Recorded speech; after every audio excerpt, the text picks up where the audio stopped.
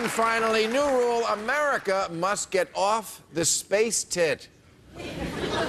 Last week, President Obama announced that he wants to give NASA an additional $6 billion, which confused me. NASA is a bank? The president said, our goal is the capacity for people to operate and live safely beyond the Earth indefinitely. I hate to break it to you, Barry, but right now, our goal is to not be forced to work in mines for the Chinese.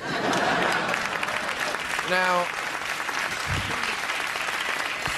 I love space as much as the next guy, and by that I mean I enjoy getting high and watching the laser show at the planetarium.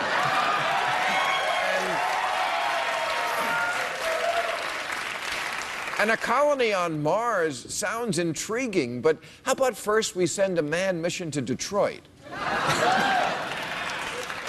I realize America has a long, proud history of astronaut starfucking, but we gotta let it go.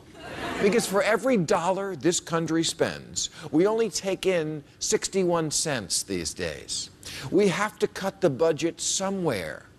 Who cares if going to Mars is an adventure? So is a road trip to Palm Springs with Tila Tequila, but that doesn't mean we should do it. If we can't even cut the dream trip to Mars now, when we're broke, what possible chance do we have to cut all the other things that need to be cut, like entitlements, and corporate welfare, and military spending, and farm subsidies, and the drug war, and the war? Which is why tonight, I'm going to put on my teabagger hat.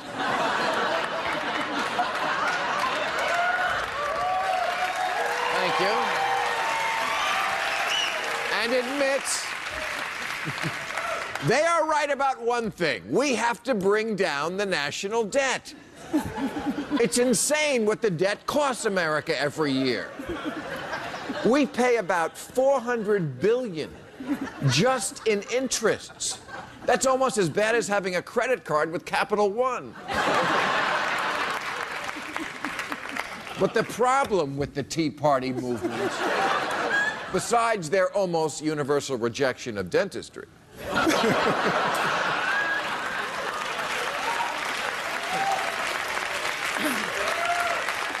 is that they want money for nothing and chicks for free. They want a deregulated free market and their jobs to stay here in the U.S. They want guaranteed health coverage regardless of pre-existing conditions, but without a big government mandate. They want to call themselves teabaggers and people to keep a straight face. And of course, they want big tax cuts along with deficit reduction. I can't even think of a suitable analogy for that disconnect. It's like thinking getting a hand job will clean your garage. Now, in fairness, this isn't just the teabaggers. Ask the American people how they want to tame the deficit, by raising taxes or cutting spending. And cutting spending wins. Always, by a huge margin. Next question. So what government spending do you want to see cut? Answer, nothing. Not a thing. America is like a family that spends way more than they bring in. But Mom won't give up her shopping sprees, and Dad won't give up that big, stupid boat he bought. Even now, when we utterly can't afford a big, stupid boat. And you know what America's stupid boat is? It's our empire. We have an empire.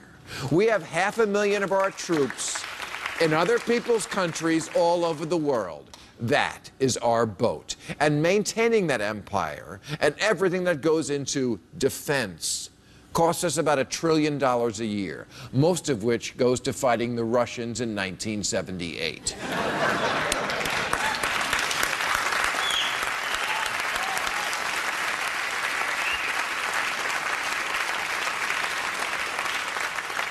Fighter planes for all those dogfights we get into with the Taliban. submarines to foil their evil plot to blow up our ships with car bombs, and space lasers to shoot down their exploding underpants. What defense spending really is a giant welfare program, a jobs program for defense workers to build crap we don't need. So when teabaggers scream about handouts, this is what they should be protesting. We spend more on weapons than the next top 15 military powers combined. Let's cut it in half, so we only spend as much as the next 8 countries combined, and see if anyone invades us. So teabaggers,